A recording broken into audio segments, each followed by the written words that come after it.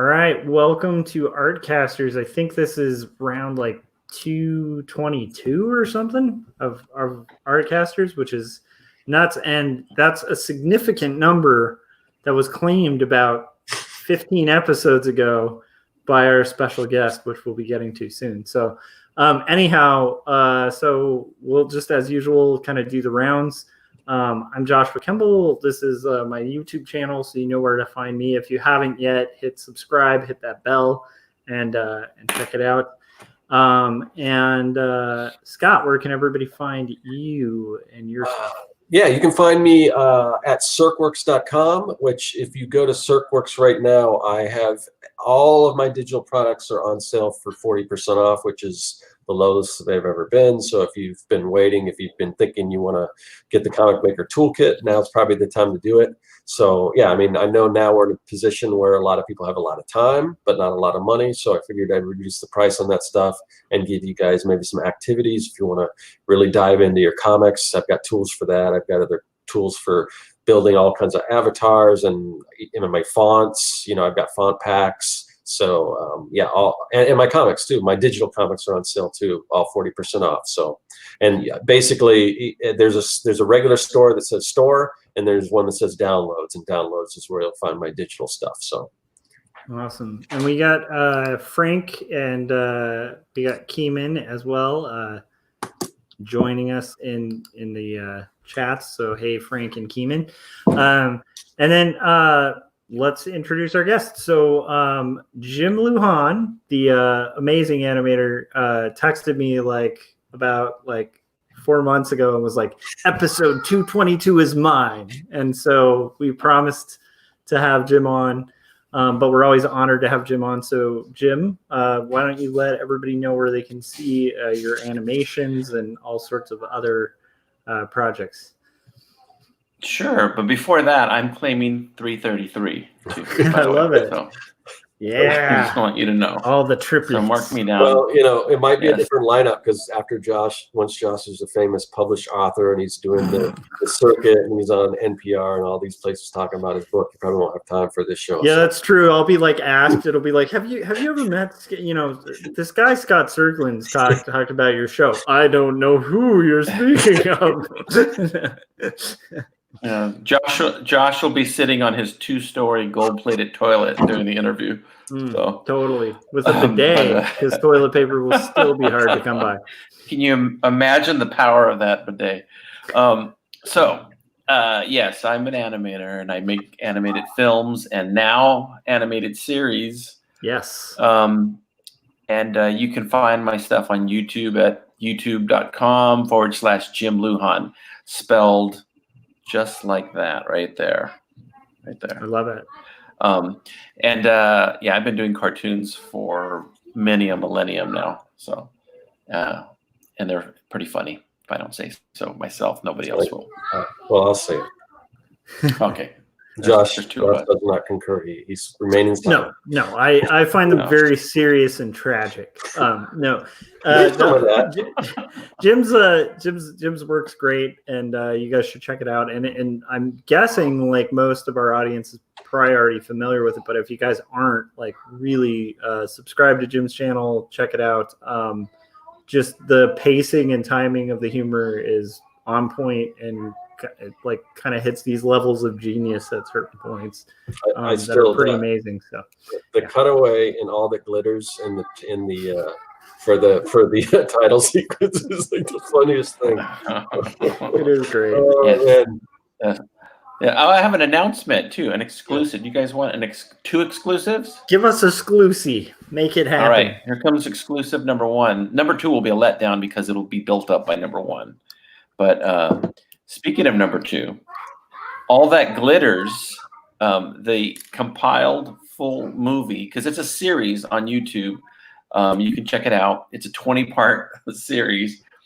I compiled the whole thing into a long movie, the opening credits of which Scott has referenced.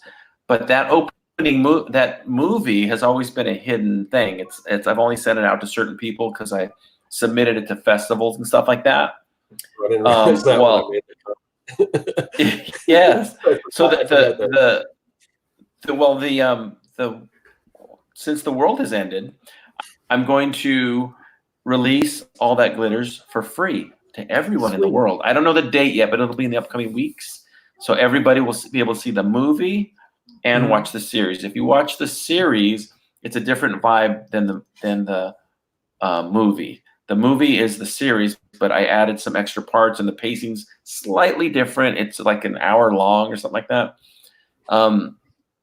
So that's going to happen. And then the second exclusive is I have another movie, which is actually one of my favorite things I've ever done, starring Charlie Rossman, and it's called Infinity Pool. Yes. And it's very creepy. I do love that one. Has lizard people in it. It's got all kinds of fun stuff. The music is awesome. I did that with my cousin Mike Perez, and it's just really, really, it's one of my favorite things. But I'm going to release that for public too. That's also submitted to festivals, which I have said, screw it. I need the world to see these. So that will happen. Both of those will happen within the next month or so. Exciting. I'll be releasing both of those. Yeah, that's cool. And if you go to jimlujan.com. I was wondering, so jimlujan.com is where you find that. I was wondering, like, how is the festival circuit kind of being hit? I mean, Corey talked about it a little bit a couple days ago, but I've just been kind of curious because of the, like, I can't imagine public screenings happening, you know? Well, I got accepted to Wuhan. That's going to happen in the next 2 weeks. And then I think we fly to Italy after that. I haven't been watching the news, so. But this is going to be so dated if we ever watch this. If we live through this and we watch this. I don't know. So might be a giant mark in history. Who knows? There we go. Yeah, I was going to say, if you're going into order of hardest hit, you may have to loop back around here pretty soon because we might be next on that list. They're going to move the White House to Tucson, Arizona pretty soon, and it's a whole shift and everything. But yeah, so no, you know what? The real tragedy in all of this is that the festivals did not accept my films, some of them. That is. I think we can all agree on that, right? Yeah. That's the real tragedy in this situation. It just shows a lack of taste on those festivals' parts, but yeah. Well, that's must be why God smited us, because he's angry that they didn't accept my films. No, I submitted to a bunch of festivals. A few of them are still in play, but this is going to segue right into is our topic web series or yes? At least that's what I put on the thumbnail. Creating and promoting a web series. This is going to segue right into that because I found that doing these series and these movies and everything just to wait around for festivals. Corey and I have a little side project called the Indymation Conversation. We talk about independent animation, and one of our topics was holding your films hostage. And what that means is when you finish something and you submit it to festivals, sometimes you have to wait months, multiple months, almost a year before you can publicly release it, unless there's a pandemic. There's a little clause in there. So I'm going to use that clause. And no, but I have films that are in festivals that aren't happening until November. So, I mean, I've submitted Infinity Pool and All That Glitters. And I just really, honestly, in the last or so, I just thought for where I'm at, it makes more sense to let the public see them. I can get a bigger audience than I can doing the festivals. And if they still want to play them in the festivals, great, but I'm not going to wait. Yeah. So that's my thing. And plus I'm really proud of both of these films that I did and the series that is All That Glitters. I'm proud of them. So I want people to see them, you know? So, and it's kind of new for me to do that was my first real, no, I'm lying. That's my second series that I did. So I did a series called San Giorno Must Die years ago on the Rugbird channel. So it's the second series I've done. So love it. I think that's a cool step to kind of going to as well, because it's a way to kind of serialize and get, you know, a little bit more immediate feedback on a bigger project, and then be able to cut it as like a long full length feature. And I think like for what you're doing, where you're, you know, for people who may not be familiar with Jim, like, which I doubt there's people in the chats who aren't, but still, if you're not, it's like you do every, you do every element of the process of creation in it. Like even like the majority of the voices, although you'll get, you know, friends and cast members to do voices, it's like you're literally doing soundtrack, voices, like the complete animation from like the bones up. And so it's like that to take on like doing a feature length thing is just, it's mind boggling. So like breaking it into segments like that, I think is a really cool way to go. And it's nice to see you working long form. Like I like it.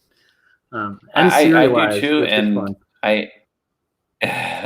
it's kind of getting the best of both worlds, because I really enjoy doing long.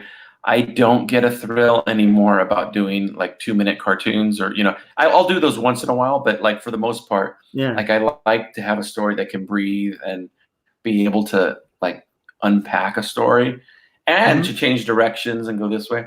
But I didn't want to work on something and then have it be top secret for, you know, 8-9 months, you know, 10 months, and then, you know, it's like they forget about you.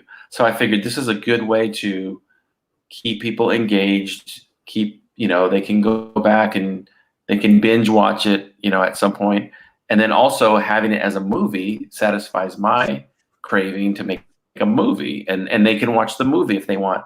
And it really is, it's a different experience watching the movie than it is watching the series. 'Cause you can, you know, quit the series anytime. You can watch 4 episodes and go, okay, that's enough for today. Whereas the movie, you're just kind of locked in and you sit there and you watch it. It's kind of cool. But I'm enjoying the format of the series too, because like I said, it takes you different areas. All That Glitters, when I did that, it went to some areas where I was like, oh, I'm going to pursue this now because this is interesting. You know, for a little bit. So. Yeah, and I don't know. I like the comedic value of like you being able to kind of play a little more. So it's like it feels like you don't have to like compress it all. And so like there will be these almost tangents you'll go on, but they're hilarious. And then you kind of pull it back into the story. So I don't know. I think it's perfect. And you guys, I just noticed the live comments right now. I just clicked on them and saw them open, and I see Corey there. I feel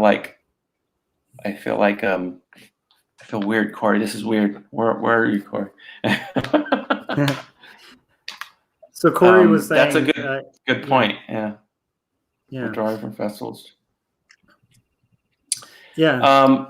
I'll make that decision for you, Corey. Just do what the Magic 8 Ball says, and then go from there. Corona get, and that's a good one. Yeah. All right. So okay. So like, what do you think about web series? Like, what you kind of wanted to talk about, like sort of creating and promoting a web series. What in particular is appealing to you about a web series? Like what makes you kind of think about like doing a web series? I mean, you kind of touched on it a bit. Joshua, you know, the kids love the web series. Those kids. Those crazy kids. You know what?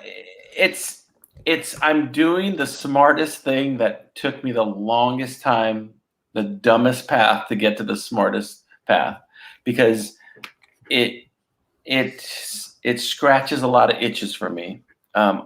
For example, I can do a couple minutes, 3 minutes, whatever, at a time, and that doesn't take me any time at all. And then I can step back and breathe a little bit, and then attack it again and do another 3 minutes. And, you know, it's easy for me to do those, whereas they don't have to be so completely self-contained. They don't have to, like, everything's wrapped up. It could leave in a cliffhanger.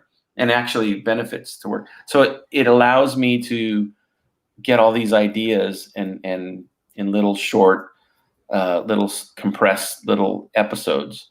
Whereas if I was doing a 5-minute short, it's a lot harder because you have to have a beginning, a middle, and an end within 5 minutes.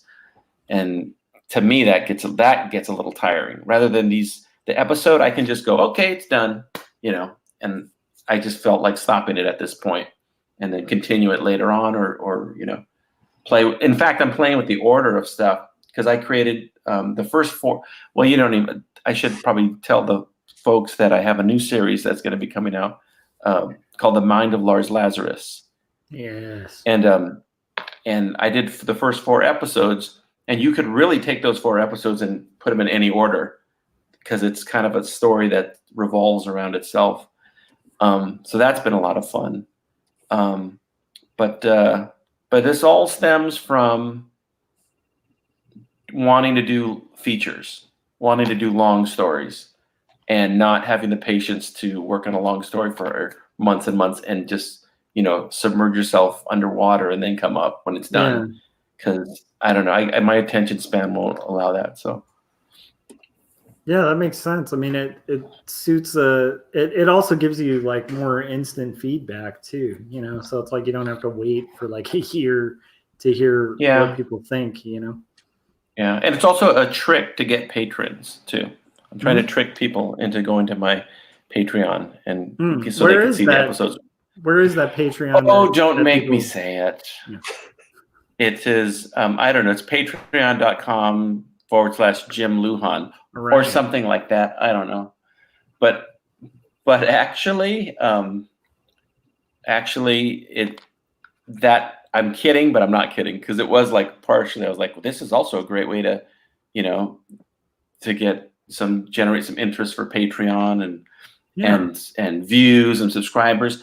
Although it's funny, speaking of Corey, we had a conversation a while back where I was saying how views and followers and stuff like that, really, I'm being honest, it is just an ego thing. It's not a financial thing at all. I haven't squeezed a dime from followers and views and stuff like that. I squeeze dimes from patrons, though. So thank you, each of my patrons that allows me to squeeze dimes from you. I appreciate that. I don't, but it's you premiere the episodes early? On Patreon. That's I have some really loyal folks on Patreon. So what I do is whenever I finish something, I put it up there about a week early, sometimes a couple weeks early, sometimes just a few days early. But I always try to put it up there early. And I also post music and artwork from projects. Like there's a ton of music up. There's a few songs from Lars Lazarus that are up there now. By the way, you got to hear the soundtrack. It's crazy. Soundtrack's different than anything I've ever done before. It's really cool. It is pretty If I do say so myself, Jim. That's pretty awesome though. And the soundtrack that I heard from the little bit I've been able to see was pretty fascinating and cool. So oh my God, Scott's head. Where does Scott's head go? I know it got cut off. Knee deep in my illustration here. Sorry. The headless horseman over here. Without a horse. So I kind of think the series thing is cool. It's good for generating interest in the sense that like you're kind of giving people a little bit at a time, and also you are leaving these on really good like intense cliffhangers, and so I think that does cause like a lot of people, at least for me, it's like it definitely makes me want to binge watch it. It's like when you kind of showed me a preview of Lars Lazarus, and it's like I knew I couldn't watch it that minute because I knew the way you structure things, I'd want to binge through the entire section. And so like all of the episodes you had, so I was like, okay, I have to have a full window of time to be able to watch all of them. And so that's but it's partially the way it's structured. Yeah. So and now you have that window. Yes, I do. Yeah, I know, it's crazy. Coincidence? Is it a coincidence?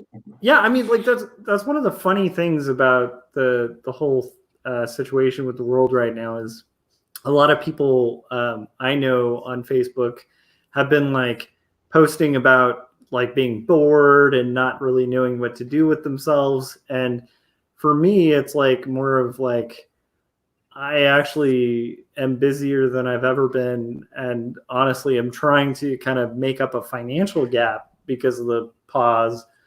But aside from that, I'm like, this is my element. Like if, you know. Yeah, I know. Yeah. You know what I tell my kids whenever they say they're bored?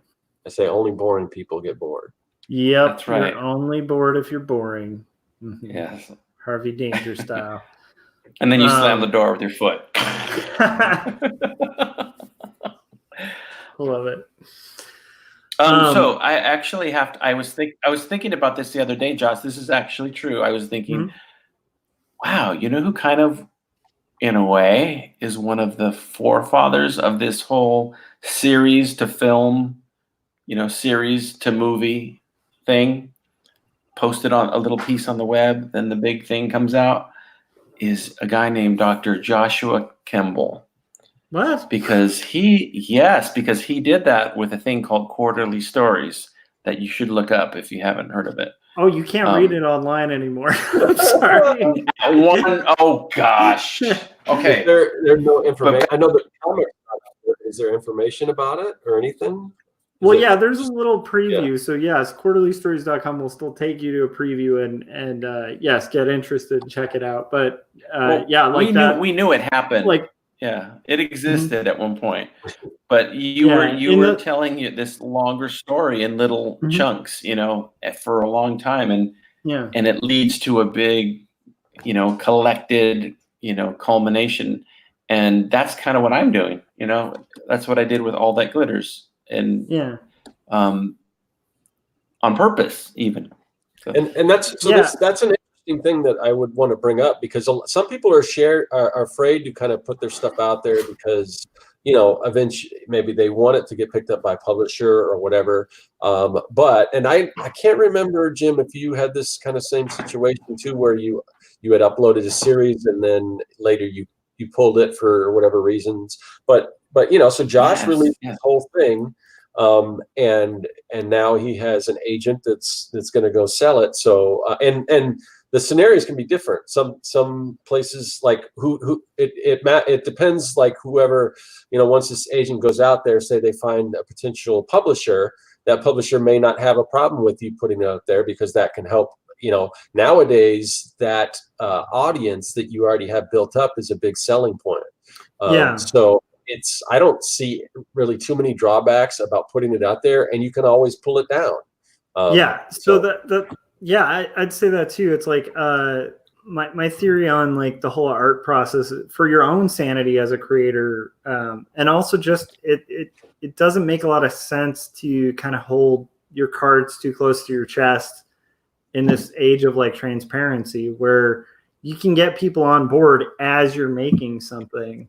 And then you have a group of advocates for when you're finished, which is what you need as a creator. So you need an audience and you need advocates. And so like a good example of that is like, because I've been really transparent with this, the reason I even have a literary agent shopping it around is a friend of mine who's been following this process while I'm working on it, saw that I had finished it and like tweeted out like somebody should like put this book out or represent this guy. And then suddenly I got contacted by people. But that wouldn't have even happened had I not been kind of bringing people along on that journey of creating it.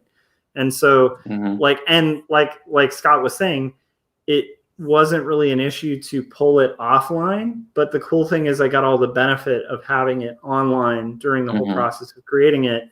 And so and the other thing is, some publishers may not mind. A lot of publishers really like the idea of exclusivity, and I'm sure a lot of like platforms for animation are the same way, where they want to be like, we're the first to put this out. But at the same time, like it's not that hard to just kind of take down a post, and then if it lives on in the internet, like in some back alley, great, because that'll gain more fans.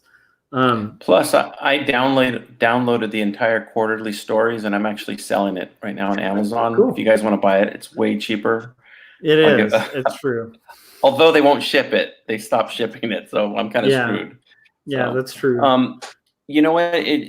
That reminds me, when you're saying that, that just reminds me that you truly did this for the love of the game, and that's completely where I'm coming from with this. I mean, it's an obsession and a passion, and it's something I feel like I'm meant to do.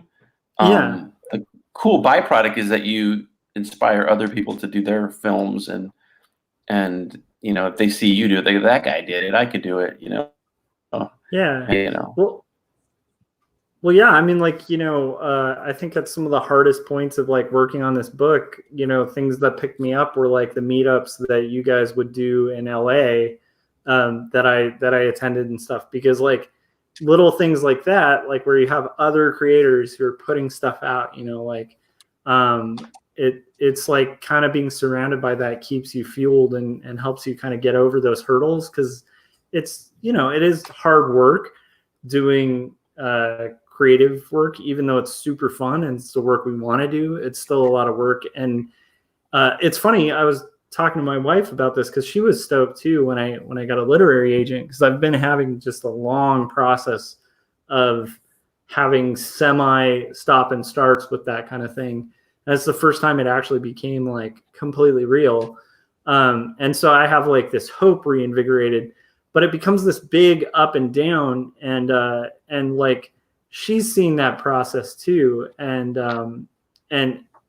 you really do need to see other people kind of going through the same thing. Otherwise you can kind of like, I've had moments of feeling like I'm this person in a vacuum who really believes in this thing. And like, am I crazy? Because like, it's, you know, it's like, I'll have these peaks of like somebody looking at it and be like, this is great.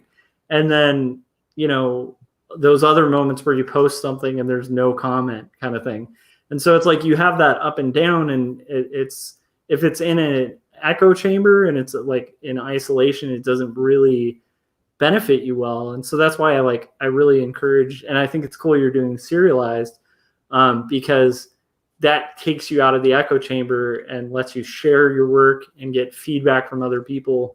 And then also just like reaching out to other creators or doing a show with Corey, I think is brilliant, because it's like, not only will that provide content for other people, but that also keeps you guys like moving on your animation projects, because animation's a slog. Like you no matter which way you cut it, it's still a lot of work. Plus, hopefully people think I'm smart because Corey's smart.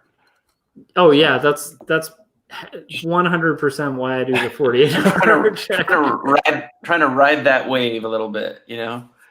Yeah, but, I don't understand that man's memory or proclivity towards mathematics, because I just told him something really quick. I would tell Corey, I said, Corey, between your art skill, which is super high, yeah, your intelligence, which is super high, and your drive, which is super high, it's like that's like a deadly combination. Like you're messing with, you're in danger of huge success if you're not careful.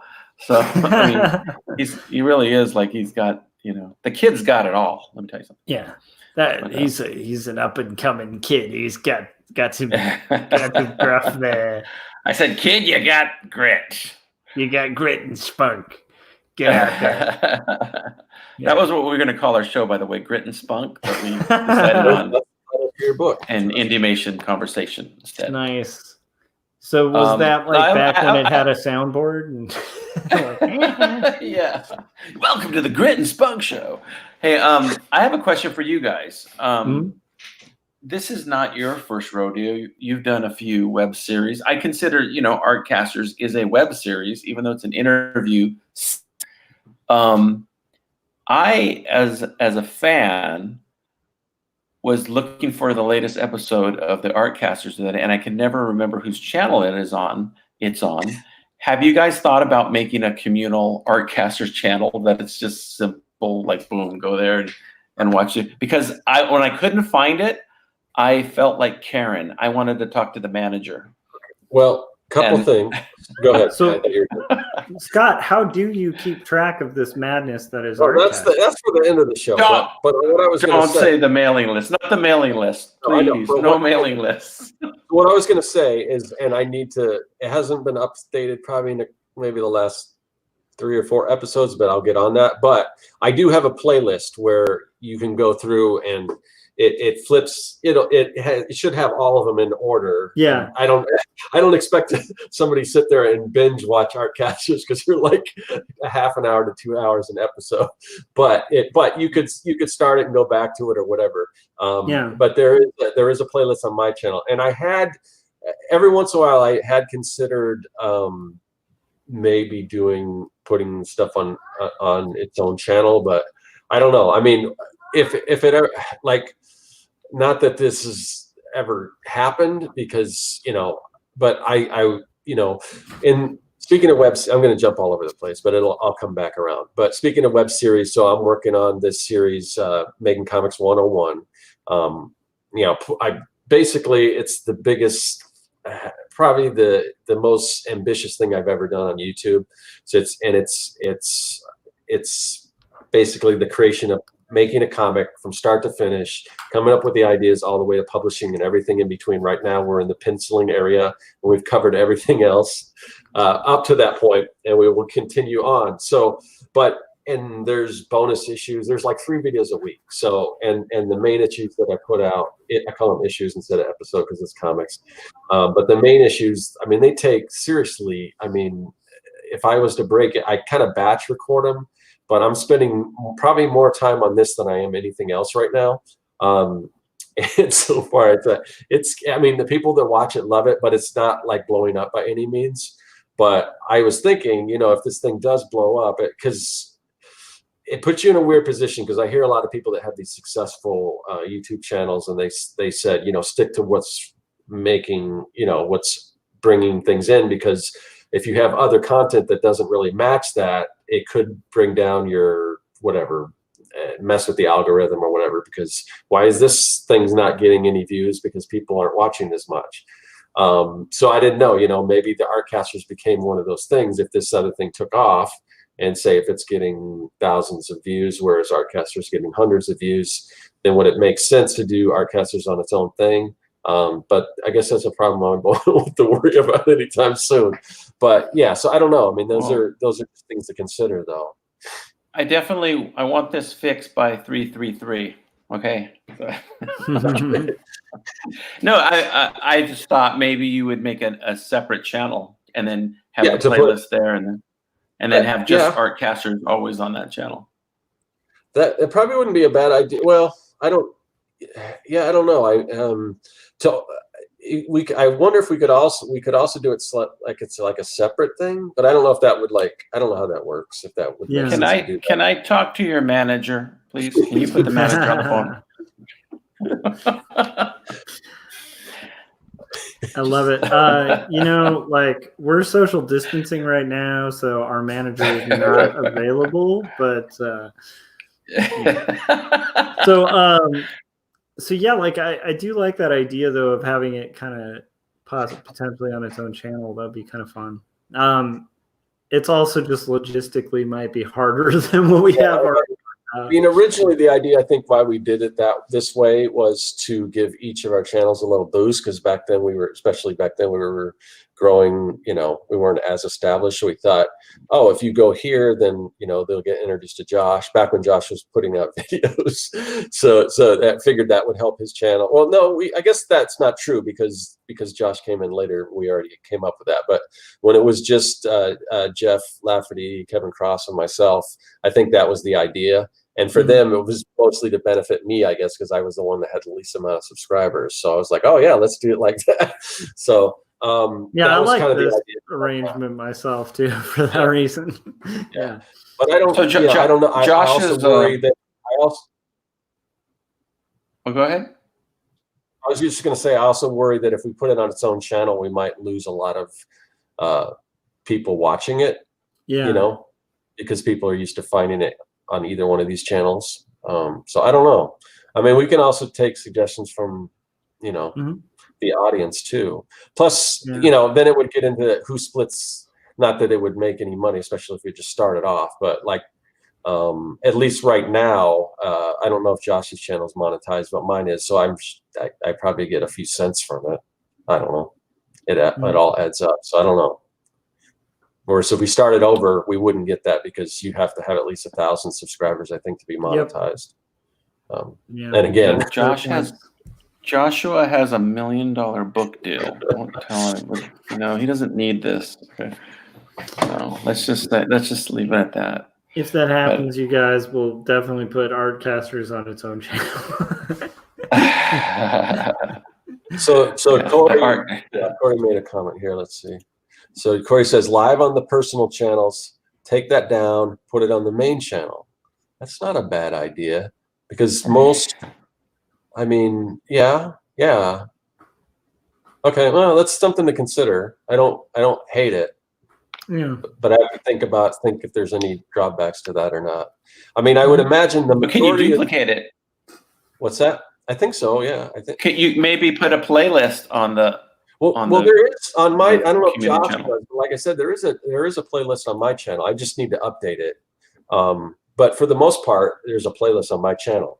And even if you watch it, even if you watch the playlist, like I said, I don't know if Josh's channel is monetized or not, or if he cares, but he would get whatever benefit from when people watch it on his. Even if they're watching my playlist, it flips back and forth the channel. So. Yeah, I keep a similar playlist too on my channel, so it'll be like, you know, every episode in order. So regardless, I think if people go to like either of our channel and are interested, they can go to the Artcasters playlist and just watch. I think Jim's problem is he doesn't know how YouTube works, and that I don't know what is YouTube. If you go to playlist, you can actually watch all the episodes except for the ones that Siri, play the Artcasters. Sorry, I couldn't. I love that. I forget what that was in, but there was a conversation. I think it was like a pretty famous comedian talking to kind of a non-famous comedian. The non-famous comedian was like pretending he was famous. And at one point, the really well-known comedian was just like, Siri, who is, and asked who the comedian was. And they were like, can't find results. And they're like, yeah, sorry. But anyhow, so what are some things to get back on track? What are some things that you guys have done to grow the subscribers, viewership, et cetera, for your series? And even going back even to the beginning of Artcasters and stuff. I mean, how you guys? Is it organically spread the word, or have you actively done anything for social media wise?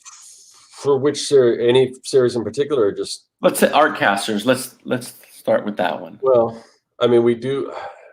Yeah, that's a good question. I would assume hopefully there's word of mouth that just comes along, but we do have the mailing list, but we don't like active. Mostly the only reason for the mailing list is to let people know kind of when we're going to go live. So we don't send anything out other than that. We do. I think Josh does pimp it out on some of the social media channels. So that's one thing we do. So where do you post that? I saw it on catlovers.com. I saw it there. Yeah, definitely. Artcasters, cat lovers. You posted on. You have to ask Josh. Does anybody have any suggestions? Maybe any of the viewers in the chat room, if you have any suggestions what to do with the series once you have the episodes up and posted. So I have a few tips. I mean, like from this is like one of the advantages of Artcasters and why we have. I mean, we don't have like a massive following, but why we have like people consistently show up is like, for one thing, it's kind of interactive. So if there's a way for when you're streaming to be able to have a live chat kind of conversation with people while it's showing, I don't know if that's possible when you premiere something to like just have like a live interaction on YouTube. That might actually be really cool if you're like, when you premiere it, you can somehow run a chat. I agree. However, maybe you can help with this, or somebody can help with this. I want to do my Corey. Right. I want to do them as premieres, but I think when you set it up as a premiere, you can't send an unlisted link out to somebody to check it out early. Yeah, that's you know what? I have that issue because I premiere each issue of my Making Comics 101, and I said it's a premiere, so I basically have to edit a whole separate episode for my patrons because I put that out early and upload that. And the difference is I turn the monetization off on that one. I don't do that with each episode that I premiere early, but just that one. That's kind of the big one. And so I take the monetization off. I take the only difference because I don't know if you can upload the same video either. I think you have to change it, or else YouTube will already say this video is already up. Really? Wow. So basically, what I do is I might get like a copyright flag for. Yeah, I don't know. I strip the ending off. I strip the ending off that says, subscribe to this channel, and I just go to just a logo at the end. So it's basically a whole separate video that I upload separately for the 3 people that watch it on Patreon. So, and Frank is in the chat, so he's one of those guys. But they each donate $1 million each. He's not telling you that, so yeah, that is true. That is true. I think that might create like some of that that kind of one-on-one interaction that I think builds a little bit of loyalty. Oh, we've been attacked by Corey. I'm out of here. I'm out. I have a question. Sorry, because I have the ability to circumvent the chat. Yeah. I'm going to love it, and then I will leave. It's like when the bad guy wrestler breaks in. He's like, hold on here, let me tell you something, brother. My question is, couldn't you put it up as unlisted? Well, technically, it is a premiere. No, put it up as unlisted, right. And then after everybody watches it, you could change it to a premiere status after that without having to re-upload a new video. That's possible. The way I'm so behind it, it's usually like the night before I premiere it is when I upload it to Patreon, which isn't my intention. My intention is to do at least a couple days earlier. So hopefully this weekend I'll get this because they're done. And that's the other thing is I always forget to do that second edit. So it's like, oh, I'm going to upload this, and I'm like, oh, I gotta do the separate Patreon edit and then upload it. So could Jim do that with his Corey, if animation? He did that though. But wouldn't that kind of defeat the purpose because you want a premiere to be built up for a while? And well, it depends on how much it finally premieres. How far I get. So for you, Jim, I mean, if you wanted to release it to your Patreons a week early, I think you could put it as an unlisted thing, and then let your Patreons do it, and then you go and you edit it to premiere, which just schedules it for whatever day, and then it'll do it. I'm not sure. Well, also, but if somebody's on Patreon, and then because one of the problems I keep finding out because I forget, I'll go to schedule it, but I forget to hit premiere. So it's scheduled, but it's not a premiere. And then I'll realize that like half hour before, I'm like, oh, I'm going to push this back a little bit. Like the last 2 episodes, I pushed back a half hour because I realized like 10 minutes before I was going to premiere it that I didn't have it set to premiere. So I'm like, that's not going to give enough time for people to like see it and anticipate that it's coming up. So I wouldn't want to put it up there and on Patreon and then have to take it down from, or have to, you know what I mean? You'd have to, once I go to premiere, I don't know if that would be available anymore on Patreon. They'd have to wait then for however long. I'm gonna experiment with it, and I'll get you an answer in 2 days. Okay. All right. Okay. I'm gonna go back to the chat. Well, don't go yet. Don't go, Corey. Wait. Corey, wait. Yeah, hang with us, Corey. Yeah, I was gonna say, we're all here. We should all talk about creating our own channel where we can host all of our series on one channel, YouTube channel. I mean, not post them on that channel, but somehow collect them on something. I want to start a network with everybody with their own films and their own podcast, their own video, podcasts like the Artcasters and stuff like that. Wouldn't that be cool if there was one like that? Could be cool. I wonder if that would take, like, say if there's somebody who doesn't care anything about anything I do but the Artcasters, then we put the Artcasters on a separate channel. Then they might, I don't know, but I think more. I'm thinking more like a playlist, even Yeah, Mhm. yeah. somehow, just because I'm lazy to go to different channels. Well, yeah. It's. That is curious. I'm curious about that. I don't know. I think you could do it because you need an account, and then you can add any videos to your playlist that you want. So you could have an account that just has all of this stuff. Yeah, and you wouldn't even need. I mean, you could do it yourself, Jim, because you don't need permission to put somebody's video in a playlist. I don't think. Uh-uh. You could just go. I mean, so anyone could do that if they wanted to. One of our fans could do that and reap all the rewards. Josh, have one of your executive assistants do it from your publishing deal. My non They're too busy. They're too busy fanning him. It's true. It's There's true. palm fronds just on either side, just outside of camera range right now. And it's hard to, like I don't need the fronds. It's just so hard to reach from the giant golden toilet, Right. It's just Okay. Is that the next book, The Giant Golden Toilet, by the way? Right. 100%. Now I think we should behind my scam. Each of the four of us should do a story called The Giant Golden Toilet with no other collaboration, just see what we all come up with. Mm. Yeah. I could do some things. Okay. If I have a million things to do that hopefully could actually make me some money, I would do that. You don't think in this environment that a story called The Giant Golden Toilet wouldn't make money? It could. Well, it depends. Are you talking about the toilet rolls or just the toilet?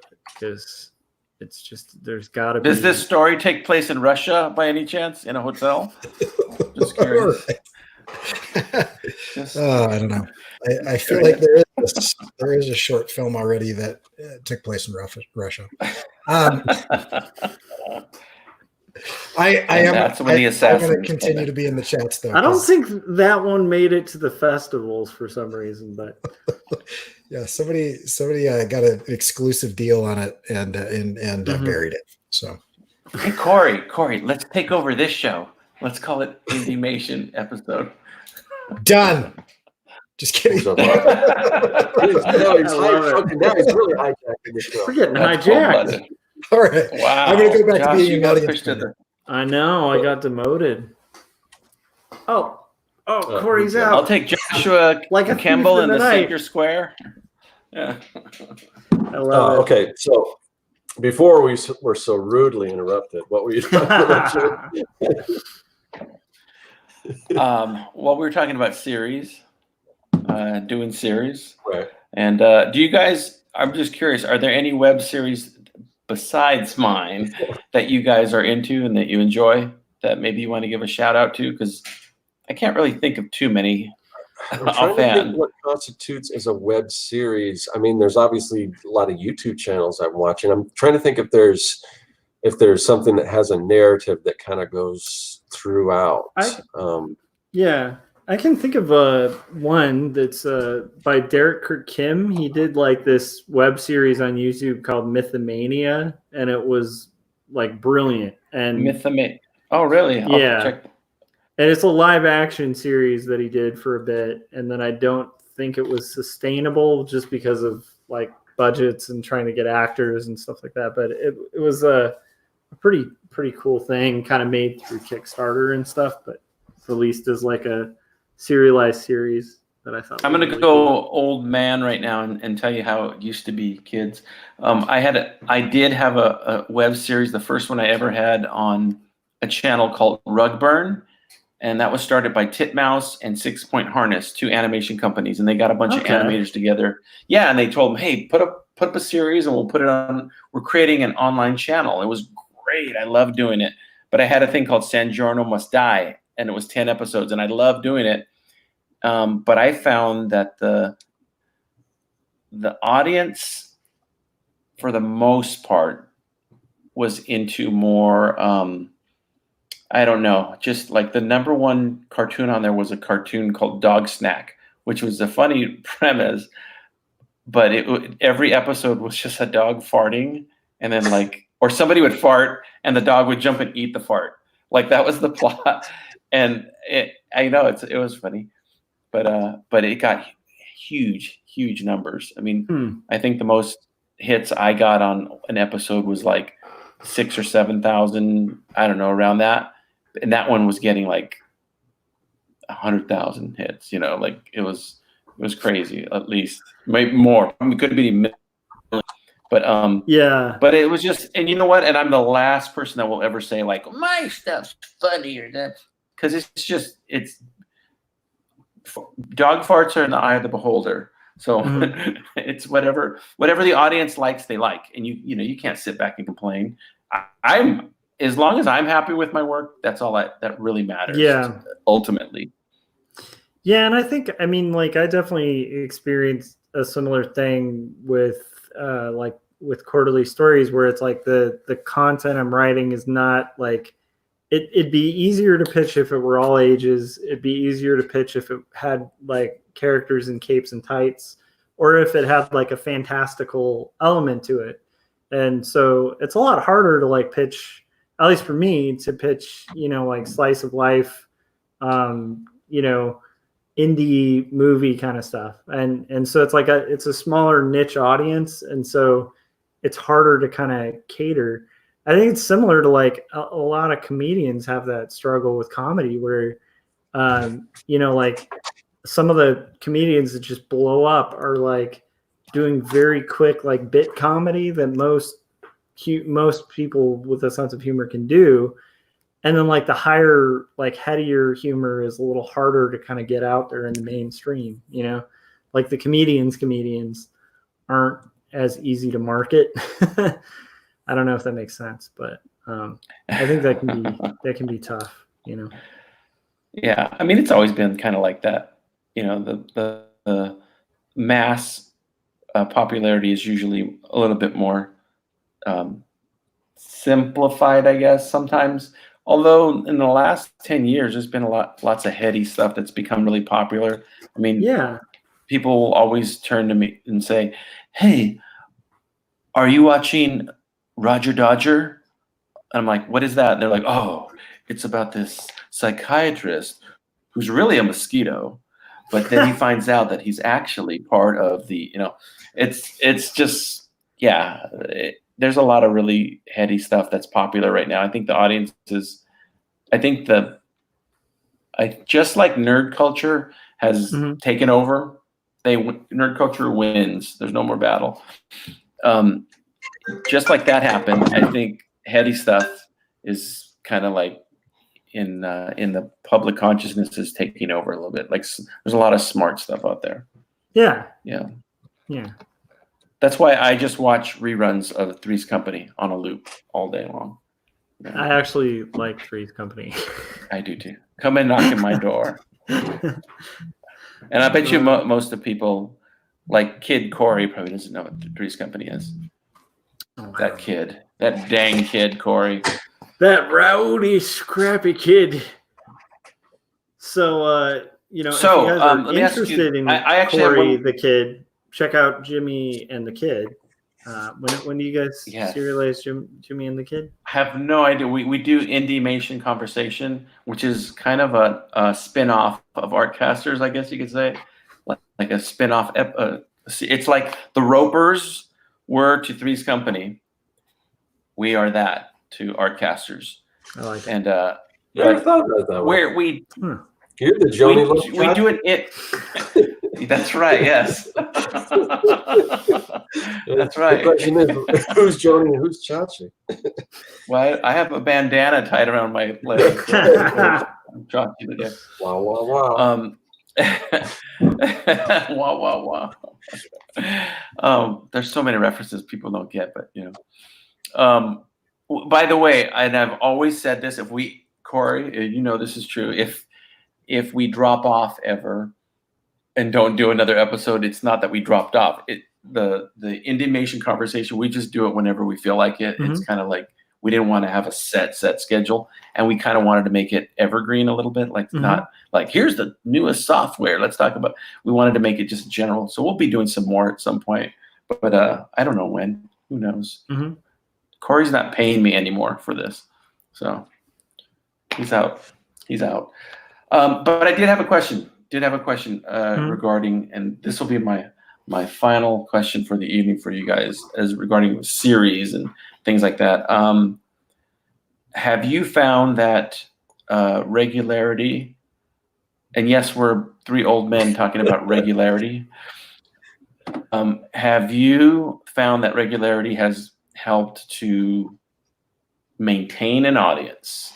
Not just build an audience, but maintain an audience. Do you see that the same groups are coming back all the time, or I know people fall off and stuff too? Yeah.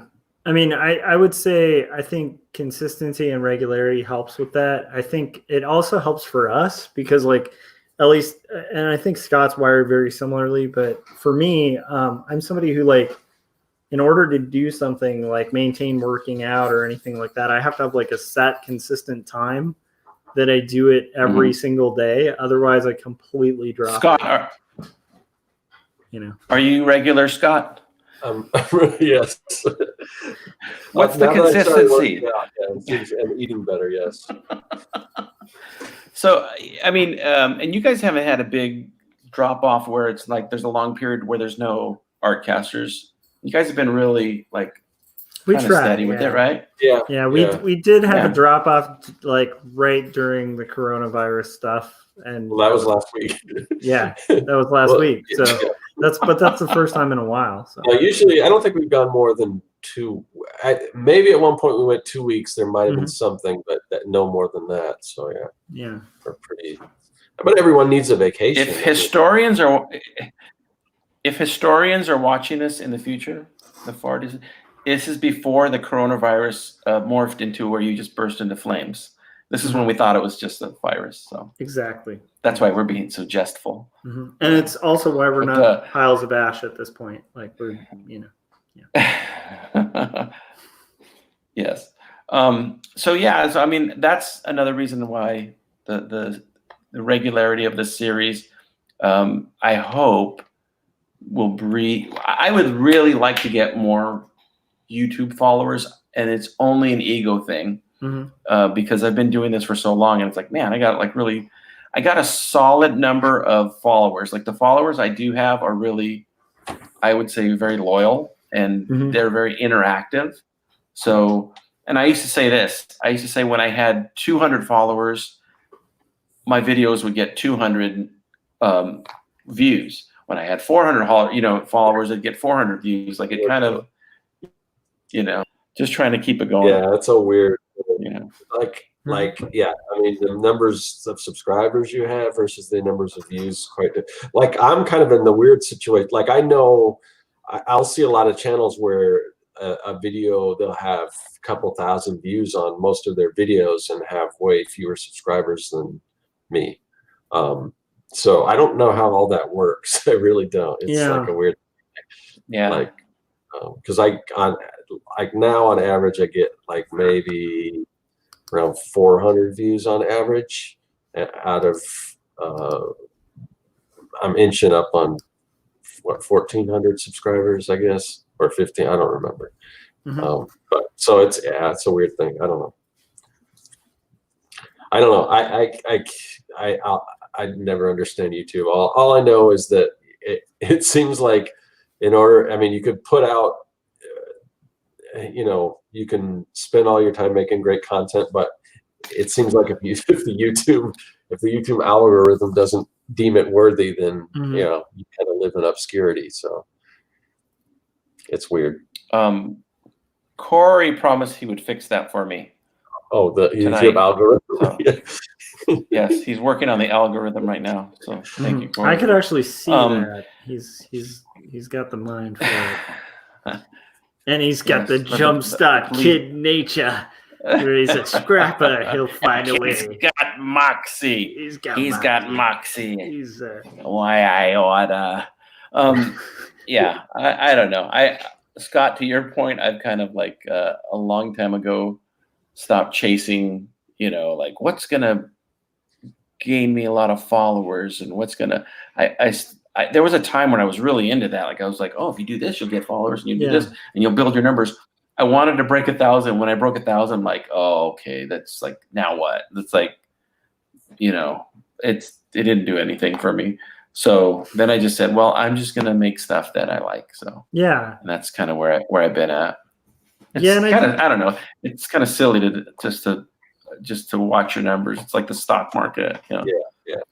Yeah, and I kind of think the weird thing that happens when you're making stuff that you're authentic with, it's like it ends up in those weird payments that happen way later in really different ways. Like for me, like the literary agent thing that just recently happened, it's like that dropped out of nowhere, and it was a lot stronger of a conversation with that agent than it would have been had I been pandering, because they saw the work and they thought it was really unique, because it's my own story and it's like something that's authentic and just something I felt like telling. And so it's like, to me, it's like if I'm going to have to market and sell something that I did, I want it to be something good, because I've done stuff in the past, like for clients and stuff that sold well and had to market and sell it and just not feel right. You know, when you're doing that, it's like I kind of want to be I think we're all kind of in that boat, but it's like I'd rather be like the Pixies, you know, or like an indie band that like stayed credible rather than like, you know, some hair band in the 80s, except on every once in a while I'll have an off day where I'm like, nah, it'd be pretty fun to be a hair band in the 80s. But, you know, I don't know if that makes sense. It's like, I think by staying authentic, I think it actually strengthens your work, and then it provides opportunities like, you know, like I don't think Plimpton would have been into your stuff if it had been like pandering, you know? No, that's for sure. No. Yeah, we've had conversations about that stuff too. Yeah. I mean, you can tell when somebody's really to their craft or their work or whatever. And I don't know, that's kind of, I've said this for the last year and a half, including the wonderful year of 2020, which is absolutely spectacular. Yeah, best year. Even ever. that year has been a best year. 2020 so far has been a really good creative year for me. And 2019 was too. And the last like 4 years have been really creatively, I've been very happy creatively, like with what I've done. And so I'm on a high from that. It's just that I haven't really translated it into money all the time, though, although there were some moments that were really cool. Yeah. And there were some opportunities of things I've done freelance here and there that have been really cool, like total bucket list stuff. And so that's cool. When I look back at all the stuff, it's like I've checked a lot of boxes. And you know, I've seen a million faces and I've rocked them all because I'm a cowboy and a steel horse I ride. You know. And you're wanted, from what I hear, dead or alive. Those songs always that song plus the Kid Rock cowboy song bother me, because it's like, you're a rock star. You don't get to be a cowboy too. I mean, come on, can't you just be satisfied being a rock star? As Scott loads his rifle in his room. Yeah. So anyway, I'm thankful for that. I'm thankful. That helps me sleep at night. At least creatively. I've always said this. We've talked about being regular and constipation too much on the show, but I've always said that when a creative person can't create, it's like they're constipated. That's really true. And for all of you creative people listening, you know what I mean. If put into a situation where you cannot you cannot express your creativity, it is like you're constipated. It is such a frustrating feeling. And Scott wouldn't know anything about that, but you know, I've never made that analogy, but that might make for a good video, because everyone's like, I got art block. Let's change. Let's hashtag art. Hashtag art constipation. That might make a good short animation. Just an artist who's it's actually literally part of the golden toilet. The Golden Toilet Trilogy. Like I just there's Yeah. blank page. I can't draw it. I just made a gonna happen. really good, solid artistic movement right now. So.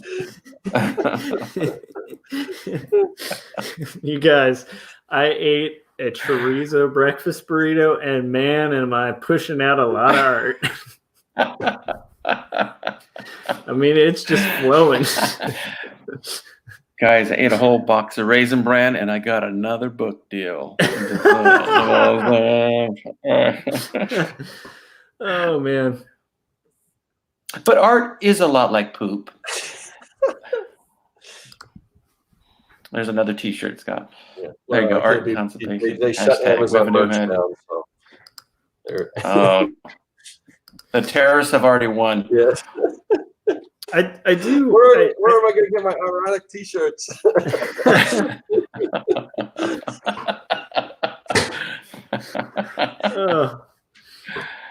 Oh man. It's ironic Yeah, that you can't get your ironic T-shirts anymore. I can't like imagine what it would be like right now if I had like I did have like a couple years I think since like the whole starting my art journey like where I didn't really create anything that was my own and just did commercial stuff, and I've literally never felt that miserable in my life other than those years. And I remember at the end of those years just feeling like I just don't feel joy in anything, you know, that kind of stuff. And you know, where you're like having a good time and you're just like the whole time like there's no thing. And then getting back into creating and like making personal work, it's like it you're right. It's like taking a dump when you haven't been able to for 2 years. Yeah, it's pretty cool. Well, Dream Syndicate Art Dolls, they got a new winner here. They wrote Artstipation. I like that. Yeah. That's a good one right there. Artstipation. Yeah, so I mean, stay regular, you know? Stay regular, keep creating, you know, keep it flowing. I just had a crazy memory. Totally off topic. Well, not off topic, but so when I was a kid, I want to hear this. I used to make. I was big into Weird Al. I still am, but I used to make my own parodies. And there was a song by I think it was Rod Stewart called "Infatuation." It's one of those songs that was out in the '80s, but didn't really hold up. Yes. It was big at the time, but people forgot about it now. So I made this parody called "Constipation" of a Rod Stewart's "Infatuation." Along with go find that cassette tape. We want to hear it. I wish somewhere there is a cassette tape with that. That was along with my other hits like Betty Crocker Pies instead of Betty Davis Eyes and Living on a Prairie and all that good stuff. God, I think this is a YouTube video that has to happen. Like Scott, you need to make this video. Scott, is your full name Michael Scott Circlin? It's actually Scott. I just need to know. So you're close. Oh. There we go. I love it. I see a Dundee coming towards you. I really actually need to see those. Like you need to make a YouTube video where you and they were so bad because you know I didn't have the capability of we didn't have like instrumental tracks for karaoke back then. So it was basically. But guess what exists now, Scott? What? Guess what exists now, Scott? Karaoke versions of all of those songs that you could track over. You need to make these reality. Oh, yeah. Well, here, Scott, I have an exclusive. I've never said this. I've never told anybody this in my life, but one of the first songs I wrote, actually I co-wrote with my cousin, Mike, was called, it's a very, very deep song called The Hamsters Stink. And funnily enough, I had hamsters and they did stink. And I don't know if that has something to do with why, but yeah, took me Jim, I want to hear this song too, like in the soundtrack of one of your shorts. You need to throw in The Hamsters Stink in the background. I gotta find that. I gotta find that. So real quick, just because it's an interesting time, Jim, you and I are both in California, so it's like you legally can't go to work.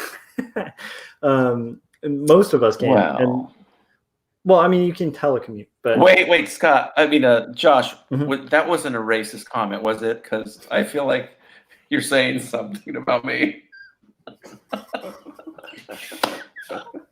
Wait a minute. Wait, what show am I on? What are you trying to say? Hold so on, yeah, let me get a the number job. two. No, but so because of like what's been going on, it's like it's a fascinating time where we have a lot of downtime. Like at least a lot of people in California do right now have a lot of downtime. And so I was just going to ask you guys, what are you doing with your downtime when when we're limited in what we can do? And honestly, are you getting out really like much more or less than you did before the whole thing? Yeah. I'll answer because mine's easy. Dateline March 26, 2020.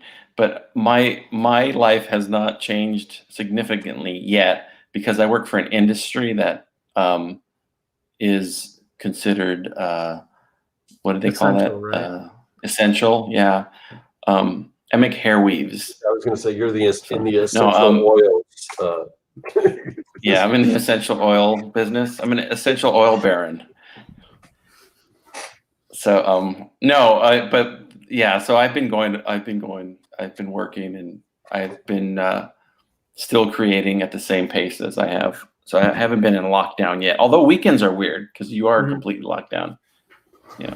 But so it's, I don't know. It's good. We got everything we need here for now, right? Yeah. How about you, Scott? For me, it's sort of the same, but I should technically have more time because my client work is all gone. Most of my client work didn't take that long to do, so but it's still, that opens up time. But I'm just finding that most of my time is still spent on the YouTube channel, which obviously it's good for getting me out there and everything, and people really do appreciate it, but the amount of time versus the amount of return I get from that is like so, and everything else is like shutting, like they shut the merch down today. I assume KDP's next, so I guess it's just gonna be me concentrating on digital products. But I kind of stopped doing merch for a little bit because I just figured no one's gonna buy T-shirts now anyway. Because the whole idea of getting T-shirts is to show them off, since you can't like see anyone unless everyone's like around on their live stream, like I check out my shirts. So I kind of saw the writing on the wall for that. But I thought books might be different because I thought maybe people wanted to do like activity books and stuff while they're bored. So I don't know, but I have a feeling, just because Amazon's trying to concentrate on only shipping essential stuff, which I can understand that KDP might be next.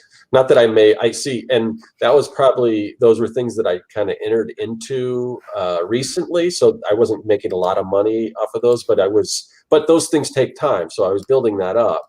But I probably should have been focusing on what brings in the most money, and that's my digital products, which hopefully those aren't going to go away because there's no shipping involved. So I think that's what I got one more book I want to put up on KDP, which is almost done. And then after that, I'm going to focus on my digital stuff. So, I mean, that's, what else can you do? I mean, I don't know, Yeah. For Is KDP, do they do the Kindle stuff too? Yeah, it's Kindle Direct Publishing. So it's what used to be called Create Space, Okay. but it's basically publishing books on Amazon.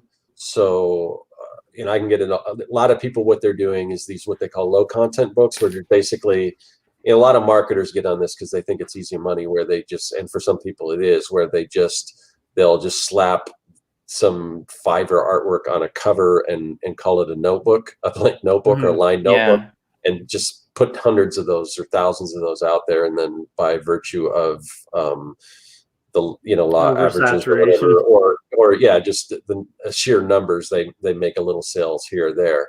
I'm doing a little higher content, which is like coloring books and stuff. So That's what I'm And doing. I actually learned I about that from the Artcasters, believe it or not. Awesome. What you mentioned Lujan did before. Mm-hmm. And I Pretty know smart. we're not quite. We're getting to the point, but I was gonna mention I was gonna be on another channel talking about this stuff too. Yeah. But I guess I can mention it now. So I did this week. Oh, maybe I shouldn't mention it because it might not be live. He might just record them. So, but anyway, I'm going to be on Dan Ikas's channel. Nice. If it is live, it'll be this. I know we're recording this Saturday, but maybe he waits and holds on to those. So maybe I shouldn't promote that. But we'll be talking about passive income. So at some point, if it's not live on Saturday, on Dan's channel, he'll have that where we're talking about passive income for artists, because I think a lot of people might be looking into that right now with things the way they are. And that's Dan.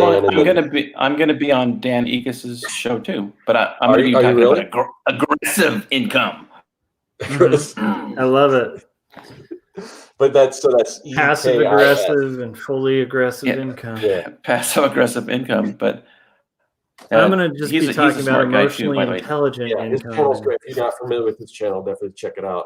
Even if I'm not on there, because he's got great interviews with, and just his outlook and everything on art and everything is just very positive and just great stuff.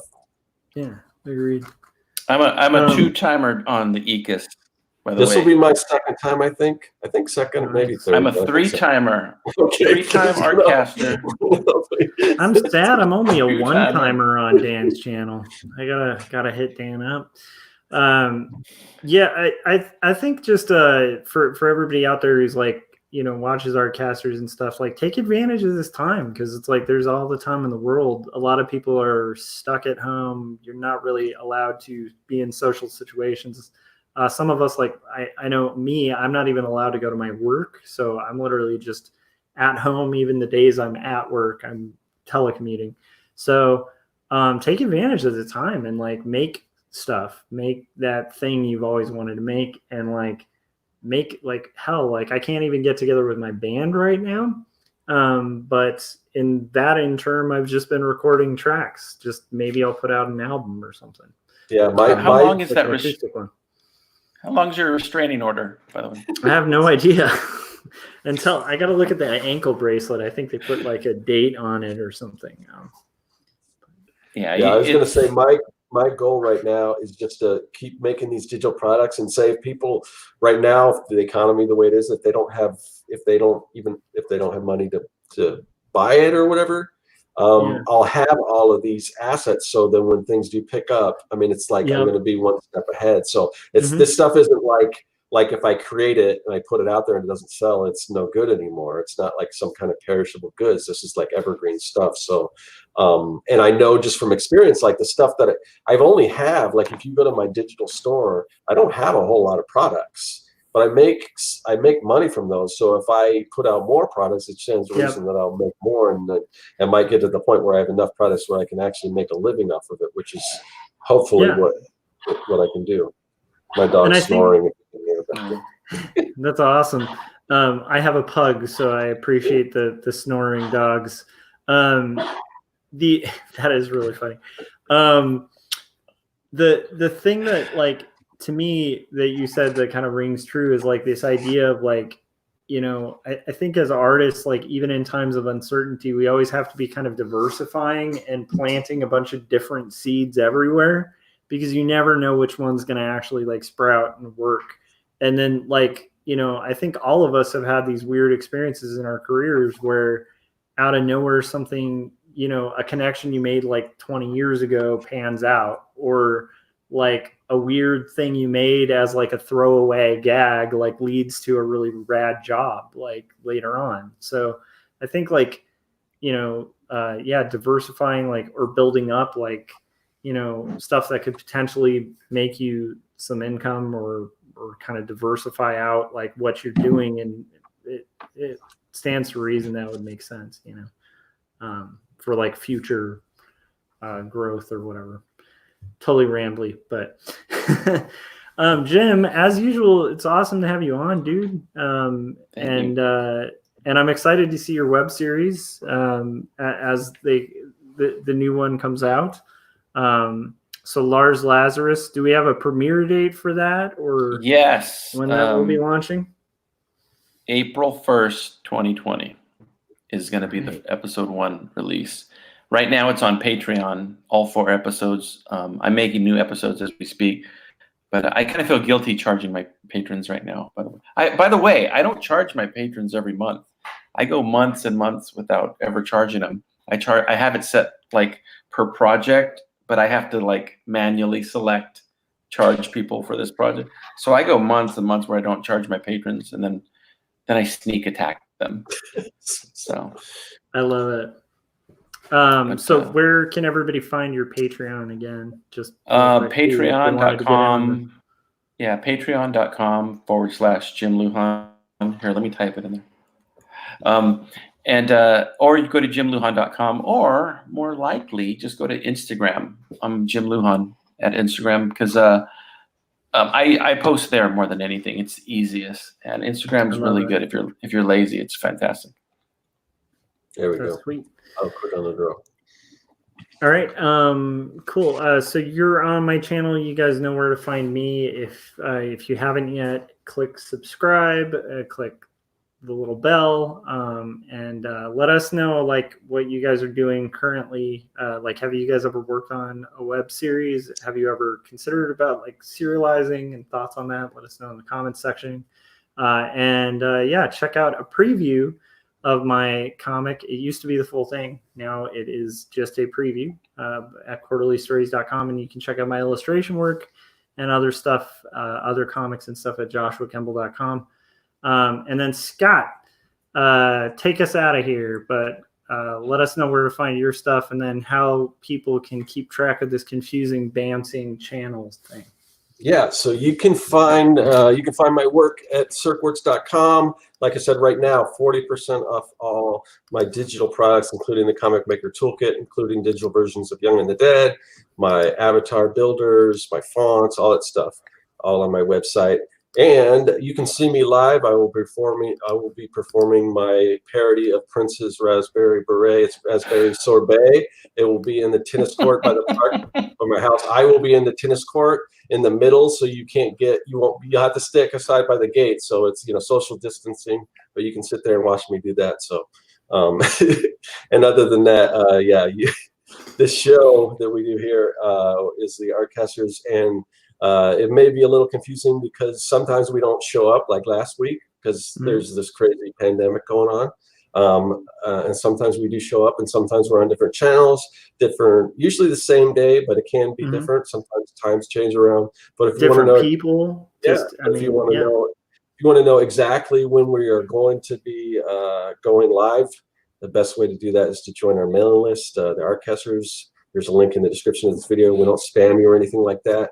We just usually about 30 minutes before we go live, we'll send out an invite with the link, and you can click on that.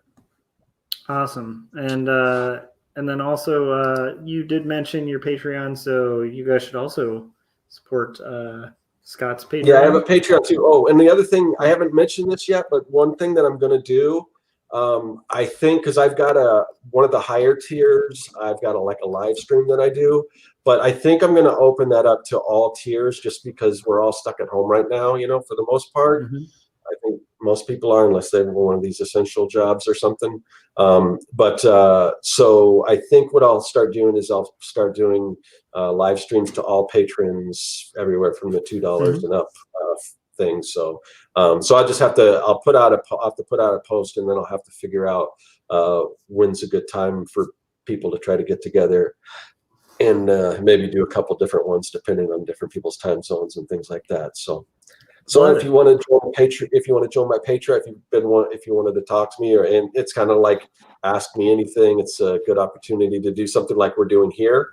You can even join at like the $2 level at my Patreon. So. And Artcasters Instagram could help you, says Salazar Art Nation. I agree. I actually like that. That's a good thought. If you can't find Artcasters, just demand to talk to the manager. The manager is down here snoring. Yeah, he's always sleeping and like chewing on stuff. So you demand to talk to the manager, and you guys just look at each other, and then all of a sudden, out of the back door comes Kevin. Fair point. All right. Well, thanks, Frank. Thanks, Corey. Thanks, everybody who basically joined us in the chats. It's, as usual, really fun. And we will see you guys next week. Bye. Stay regular. Longest leg ever.